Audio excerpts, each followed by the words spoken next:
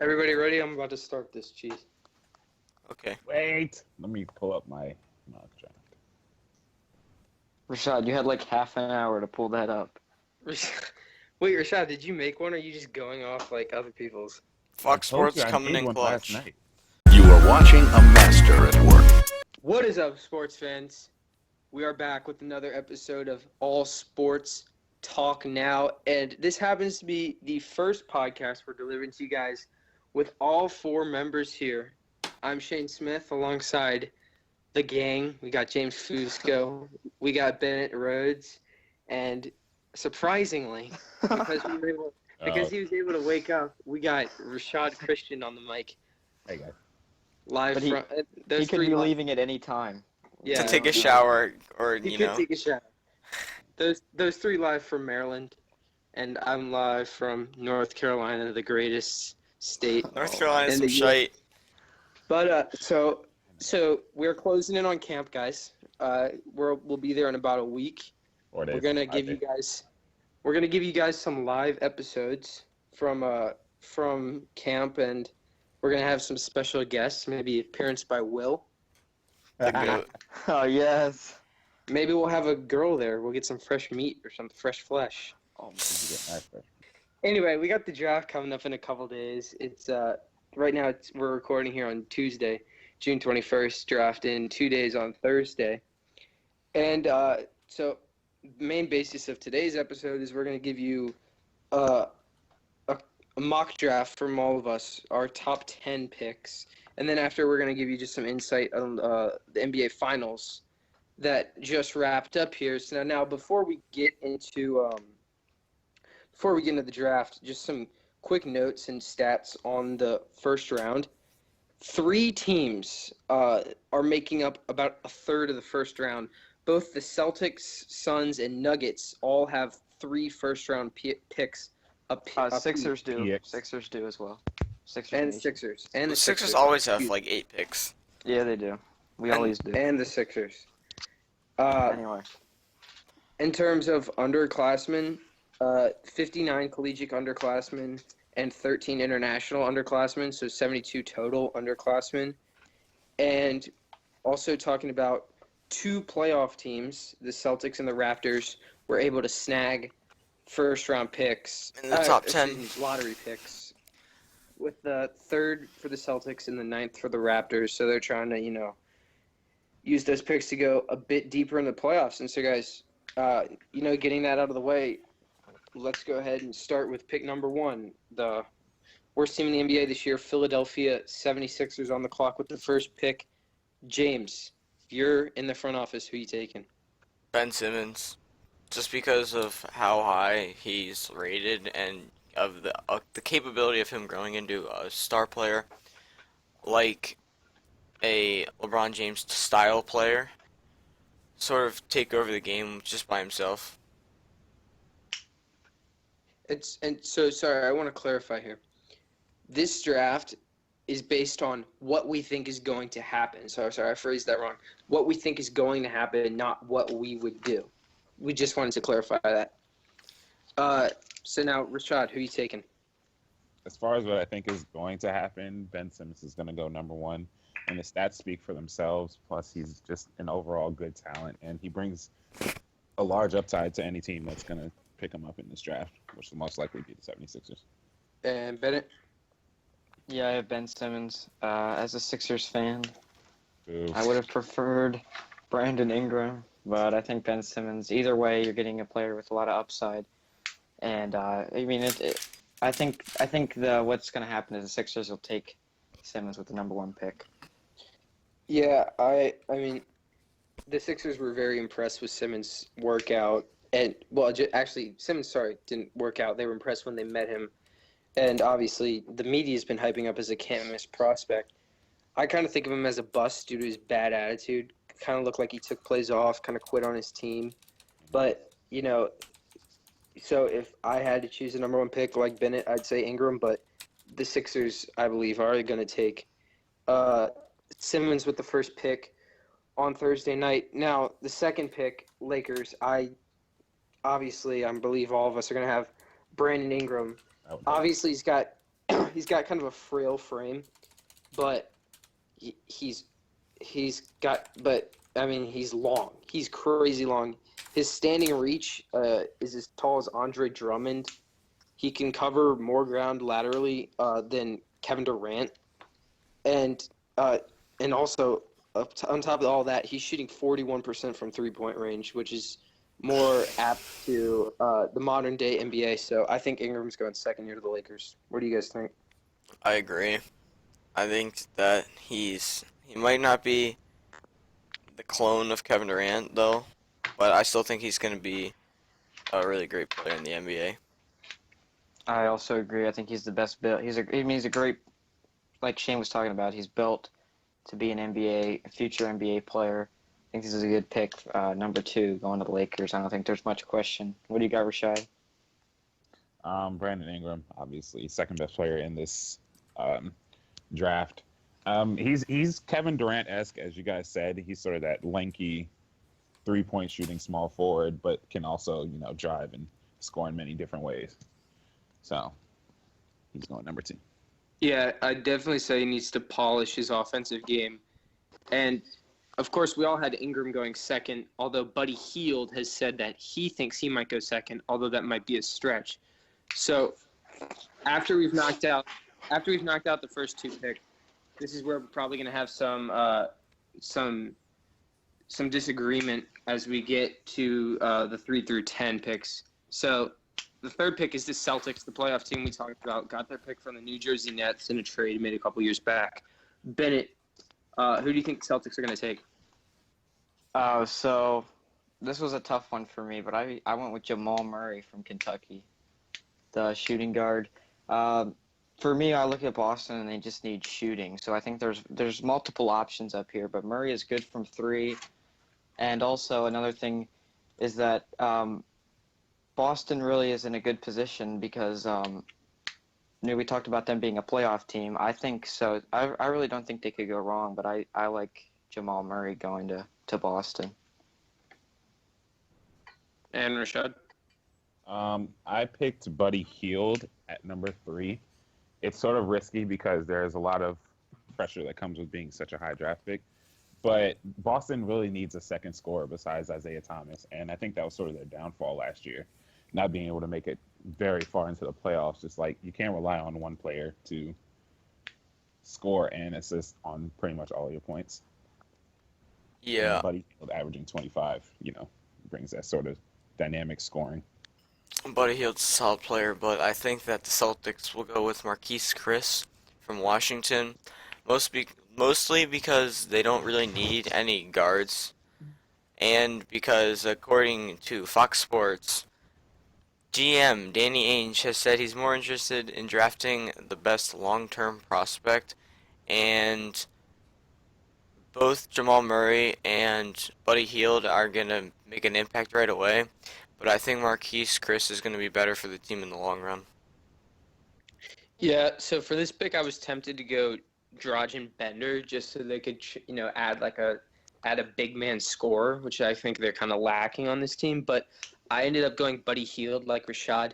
He really impressed him in his workout. I believe he made 85 out of 100 threes that he took in the workout, which is pretty freaking incredible. But I mean, I know that he's older than a lot of other prospects, but I feel like he's got the work ethic and the attitude that he's going to be a good pick. So now we move into the Suns with the 4th pick. And Rashad, who you got Phoenix taking? Oh, man. So I didn't go with a guard because Phoenix has entirely way too many guards to begin with. Same. So I'm going to go with Marquise Chris, power forward out of Washington, mainly because they need another strong forward. And honestly, he'll just fill the role. He's not a strong rebounder, but, he has the scoring potential of a, sort of like a LaMarcus Aldridge. Sorry. And Bennett? I also went with Marquise Chris. Phoenix is in an interesting situation. I was back and forth if they might take Bender here. But either way, I think they're going with both of these guys, Bender or Chris, young players. I went with Chris, though. I think in the long term, Phoenix is Chris will be a good option down the road for Phoenix. See, I went with Dragon Bender for a similar reason because he's only 18 and he has the scoring ability. And since they have a bunch of guards, they do need a forward, and I did choose Chris as who the Celtics are going to take, so he's not an option for me, so I'm going to go with Dragon Bender on this one. Yeah, like Bennett and Rashad, I ended up taking Marquise Chris out of Washington. This guy's really athletic and decent three-point shooter. He shoots about 35% from three. If he can polish his offensive game and be a better rebounder, like you guys said, 6'10" score, that's pretty hard to deal with. Not a lot of guys that are 6'10" are like really athletic and can shoot the ball well. So I had the Suns taking Chris, and that leads us into the Timberwolves. Young core, obviously, with the Rookie of the Year, Karl Anthony Towns, Andrew Wiggins. They have the 5th pick, and I had them here taking Jamal Murray out of Kentucky. This guy's a great shooter, averaged 20 points a game, hitting a ton of threes. But I feel like he's got a bit more work to do, just becoming that go-to scorer, not just a knockdown jump shooter. But I still had him. He's got a lot of potential. I see them. The Timberwolves need a big scorer, and I think they should go Murray here. Rashad, what do you think? I agree with you. Oh my gosh, steal my. You're Hey. we got the same draft here, Rashad. Wait, seriously? Like 1 through 5? You went Simmons, Ingram, Hield, Chris Murray, right? Oh my God, yes I did. Rashad. Oh my I didn't know. No, okay, but no, I went with Jamal Murray as well. Minnesota needs a strong point guard because Ricky Rubio is not going to stay healthy forever, or ever, for that matter.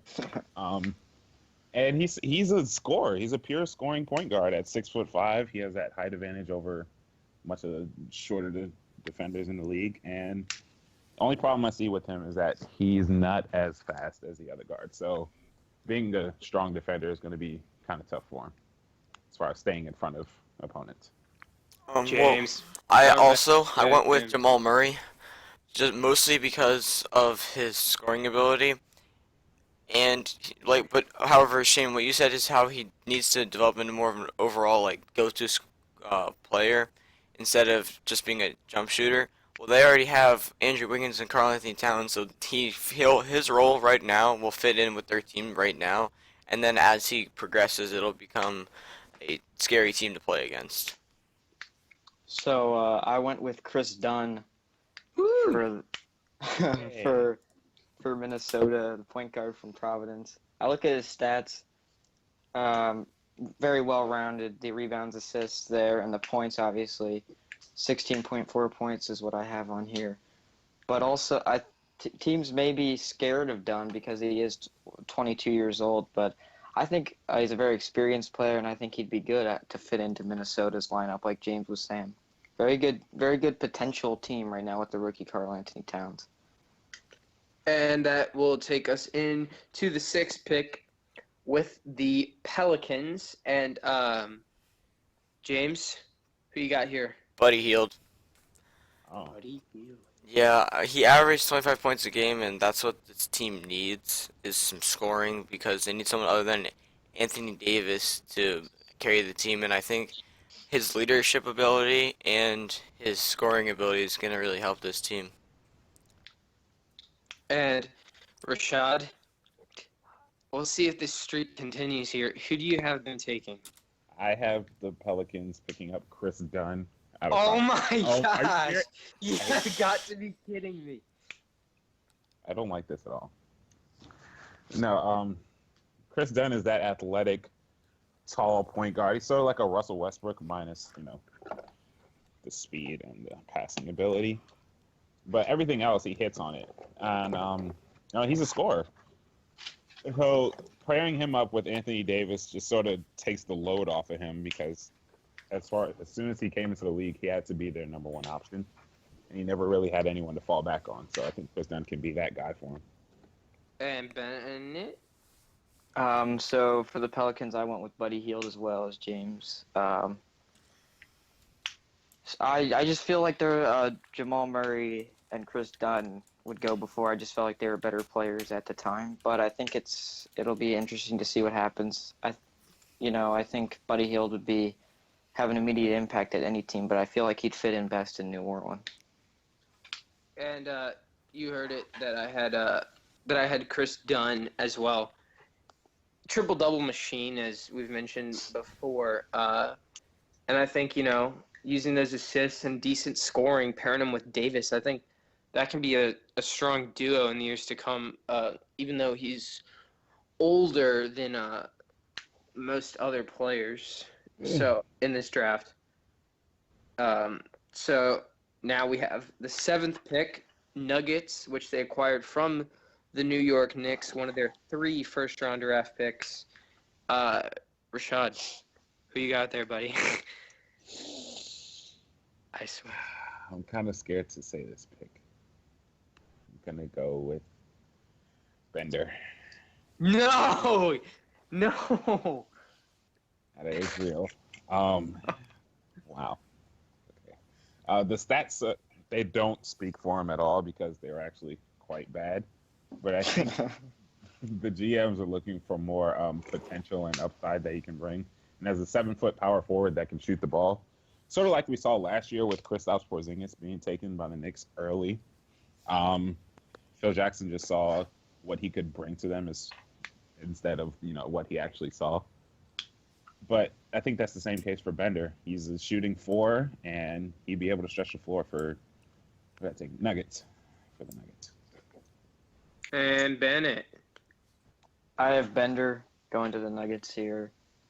I didn't feel like he was the best option. If I was a team ahead of Denver, I don't feel like he was the best option. But if you're looking for long-term potential, I think Bender could really develop into a player who not only has, like I think we were talking about before, that 3-point shot, but also can really develop to fit in this kind of build around this.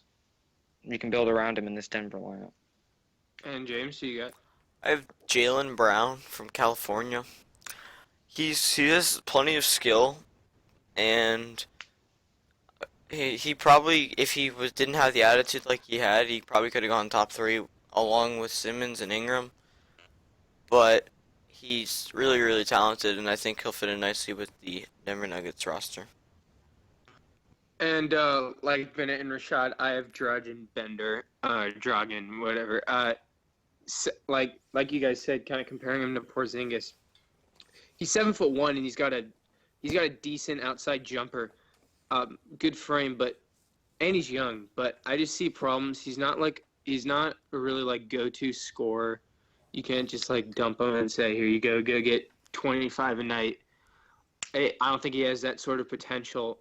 And I think he really needs to work on his defensive rebounding. And when he goes up against these guys like Drummond and Davis, I think he's probably just gonna get bullied in there on the board. So I have him going to the Nuggets. I don't think he's gonna have that successful of a career. Now here we have the 8th pick, which goes to the Kings. And after some thought for the Kings, I actually have them going with Jaylen Brown out of Rashad. Is that yours? No. Oh, okay, good. I have them going Jaylen Brown. Like James said, he needs to become a better scorer. I think he needs to develop a more consistent outside jump shot, but very athletic, and I think he's got good size. I think he's got potential to develop into a good player. Rashad, what do you think? Number 8, I have previously mispronounced Jakob Poeltl, formerly known as Jacob Poeltl. I think the Kings are going to take him because they need a backup center for Jonas, who this year we saw can really battle with injury, especially that late injury in the playoffs. And wait, what are you talking about? What? Wait, what's the oh Kings my God! Wait, pick. we're on the 8th pick. My bad. Sorry. The Kings. The Kings. Oh my God! I wrote that down wrong. I have to change that now. You say the Keys? Kings. No, What when do you you have say with the 8th pick? 8th pick, I have Jakob Poeltl. Okay. I had the teams mixed up. Okay, I think we got the summary there. All right. So Go I ahead, went yeah. with No, carry yeah, on. Go ahead. Yeah, I went with Jalen Brown from California. Like James and Shane were saying, he's got a good build, but he needs to develop a little more. Um, I just feel like he's probably the best pick for Sacramento because they really need anyone except for a big man. He could fit in as either a small forward or a shooting guard here. I have Chris Dunn falling down to 8, just because he's, I think he's a little underlooked. Like he's an underdog in my opinion. And because Rondo's heading to free agency, Chris Dunn's would be a good option for them to replace him. And Dunn's super talented, can score the ball, and I think he has a good chance at winning Rookie of the Year this year. Bold predictions already. But yeah, we got a prediction. So now we have the Raptors, which they acquired from the Nuggets. Raptors obviously made the Eastern Conference Finals this year, looking to try to get to the finals by adding a good pick here. So, Bennett, who the Raptors taking? Jakob Pertl is who they're taking, the center from Utah, power forward, I guess. Either way. But yeah, he's a proven scorer and a rebounder. I think he'd fit in to this Toronto team, which we know they have Lowry and DeRozan outside. They really could have a solid big man scorer to go along with Valanciunas. I think that would be a lot of potential there to add off of a couple good seasons they've had recently.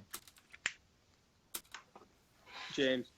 I also have Jakob Pertl going to the Raptors because Bismack Biyombo's going to free agency this year, and they're going to need a new rim protector if they can't get him back. Rashad. Oh, my turn. I have Montes Sabonis going to the Raptors.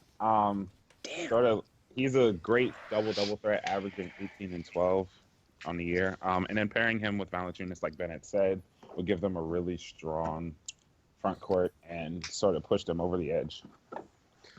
Well, Rashad and I are back on track here because I also have Sabonis here going to the Raptors. I was tempted to put Pearl here, but as I kind of remembered his game, he's more of a dominant inside guy, and I just remembered Valanciunas. He's a solid player. Bismack Biyombo came on late, so I wanted to go Sabonis, give kind of a more athletic, an athletic four guy who's got potential to grow into like a double guy. So yeah, I went with Sabonis out of Gonzaga. And our final pick, the 10th one, which we are going to cover before we get into the finals, that belongs to the Milwaukee Bucks, led by their young core of Antetokounmpo and Jabari Parker. Rashad, who the Bucks taking here? Malachi Richardson out of Syracuse.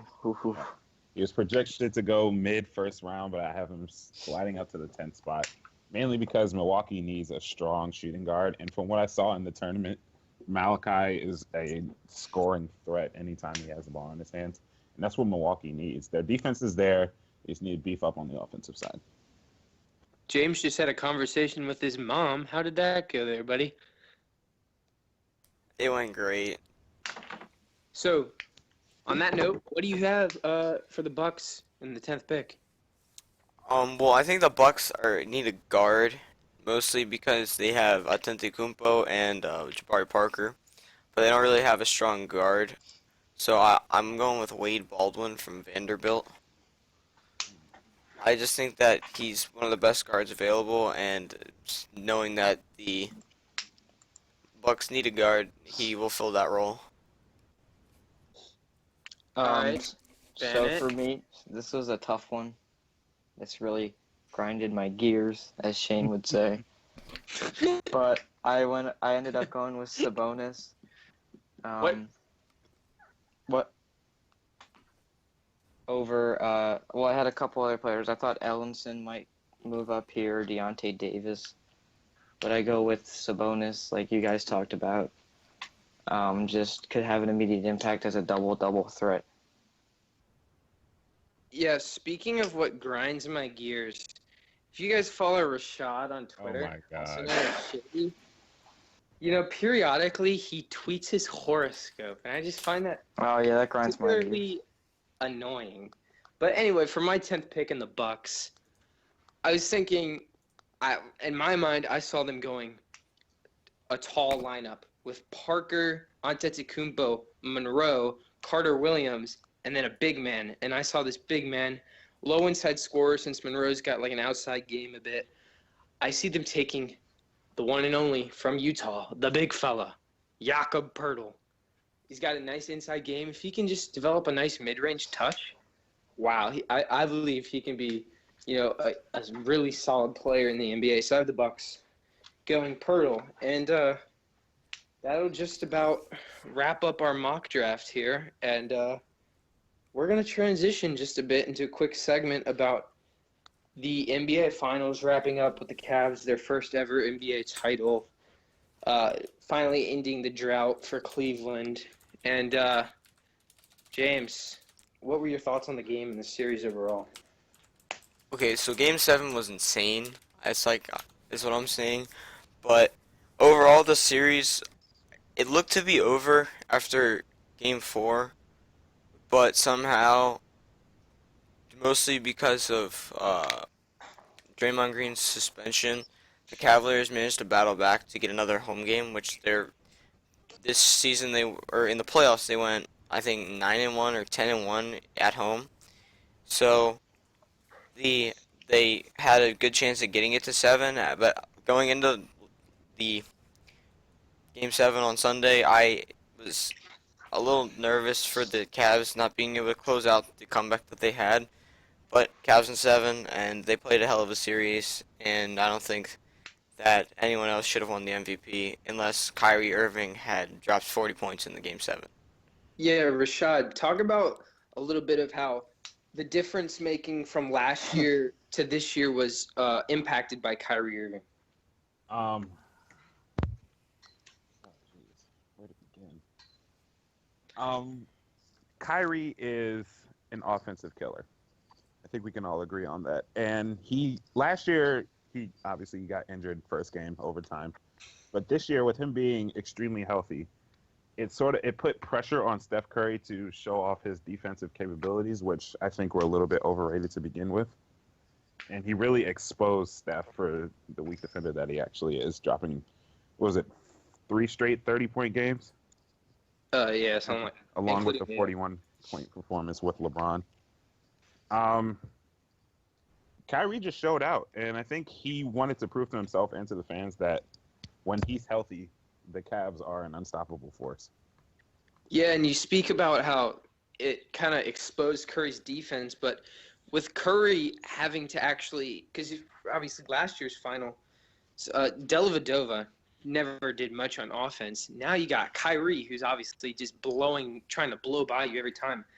And you'd think that it would kind of wear down Curry, and that led to his, I mean, obviously above average for some people, but for his standard, subpar 3-point performance. Bennett, what do you think the turning point was in that Game 7? I think it's the Kyrie shot. It really took the Kyrie 3-pointer down the stretch. It was really a close, interesting game. Like James was saying, that was a fun game to watch. It was very exciting. And that shot was really big. I mean, because the game had been, I think, 89-89 for a couple minutes. Kyrie hits that shot, and then I think Steph Curry misses a 3. But, yeah, I look at the Kyrie shot. You know, LeBron James ultimately MVP, but Kyrie Irving hit one of the biggest shots in NBA history. And, you know, made NBA history. It's just, you got to think about it for a second. You know, you just watch something like that, you get excited. But it was NBA history coming back from 3-1. And it's kind of interesting to watch something like that and think about afterward. You know, we just watched something that may not happen for another, you know, however many years. Yeah, and you just talk about that final possession and the Kyrie shot and that end of the game.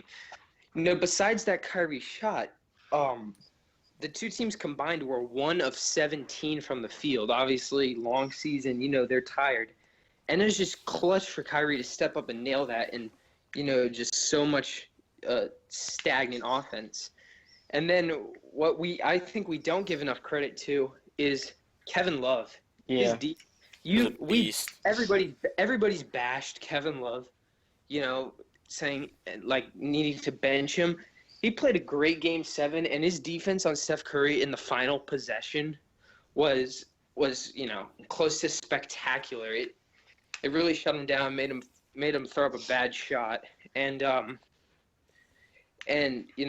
helped the Cavs win a championship. If I could add to the Kevin Love thing, I think really I would look at Kevin Love. He was almost, just a wasted position for the Cavs.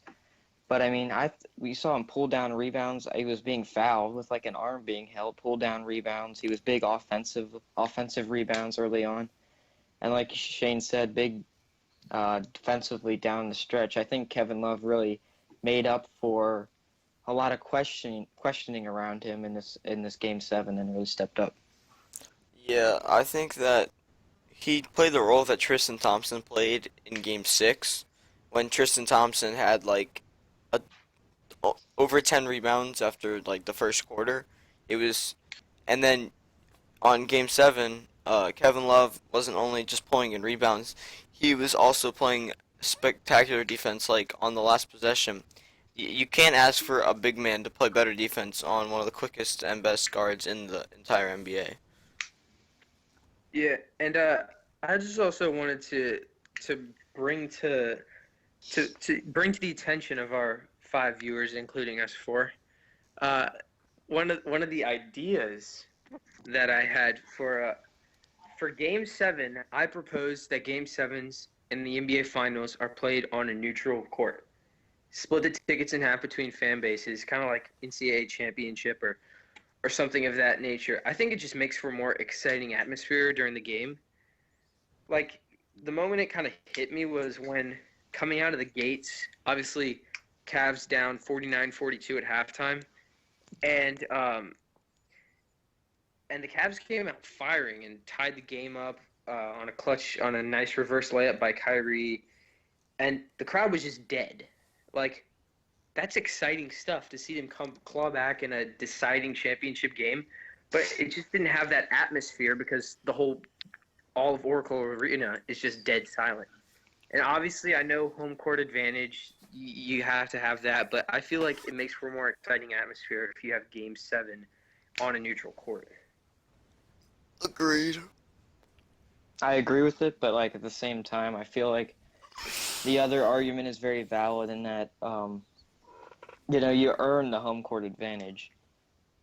But yeah, I think it would be a good thing to, maybe propose. I don't know if it's anything that's actually been discussed, but I think it would be an interesting thing to kind of see. I think in this game especially, like these close games, to see how it would actually affect not only the atmosphere, but the way the players worked off the momentum of the crowd. Yeah, and then obviously Cavs and Warriors had a great season. Rashad, if you had to bet out of the Cavaliers and Warriors, who do you think has better odds to go back to the finals for the 3rd consecutive year next season? Back to the finals, it'd have to be the Cavaliers because the Eastern Conference is ridiculously weak.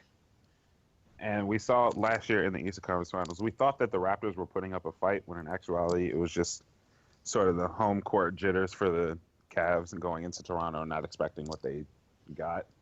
As far as the rest of the East goes, there's honestly no strong competition there. Unless Kevin Durant decides to leave OKC and head to some team out east, but that's actually very unlikely. Yeah, we'll have to talk about that at camp. KD, where is he going? Another topic. Right? Will he stay or will he go? But anyway, also, if to add on what Rashad was saying, I think Cleveland could go back to the finals. We saw the Golden State lost to the refs against OKC. So, or I mean, no. Well, the other way around. OKC lost to the refs. The refs helped Golden State get to the finals this year. I thought that OKC put up a good fight. And I think the West is just so much stronger. Yeah, so unless anybody else has any points, anyone? Cavs Warriors can be the next great rivalry. I think we'll see Yeah, these two teams match up in the finals for at least 2 more times. maybe like a Lakers, Celtics. Celtics, Yep. Heat, Spurs, that kind of stuff. LeBron Spurs, actually. Whoa! Don't Okay, forget the whoa. dinosaur and Dwayne Wade, bro. Yeah. Because LeBron's faced the Spurs 3 times in the finals. That's true. He played him for the Cavs the one season and then got I swept. wanted- I wanted to talk about something as we end here. I saw a tweet from Shane where it was saying LeBron James Jr. has received scholarship offers, and Shane was saying, this is obviously not true. Can you tell us more about that, Shane? Yeah, so there have been some reports that LeBron James Jr., his 11-year-old son, has received scholarship offers from Duke and Kentucky, and um, and LeBron James Jr. has received scholarship offers that has been noted by LeBron James himself, but just this was a while ago from lesser schools. He said, kind of guys trying to get on the map. The reason I don't buy this at all is one, the family hasn't confirmed anything about it. I feel like LeBron would be they know LeBron gets pissed at that stuff, so why would they try to anger him? And then what I'm most confident is I have a Duke source that's insider on recruiting, and he gets word of every single scholarship offer. So and he refuted it 1,000 times. So I'm not really concerned that Duke would go out and offer an 11-year-old. You never know about Kentucky though. It's John Yeah, Calipari. I still don't think I don't Kentucky. I don't think Calipari did it either. Like he's 11 years old. I think it's just, one guy says it off a report, and everybody goes and takes it out of control. It's the media, and I think the media is playing a big part in today's basketball. And I think media is a big reason why Simmons is going number one, actually, because I think Ingram is a better prospect, but the media is so in tune to Simmons being like the next once in a generation player that he so can't miss that they aren't going to really consider anyone else. Plus, the 76ers tend to draft talent over anything else.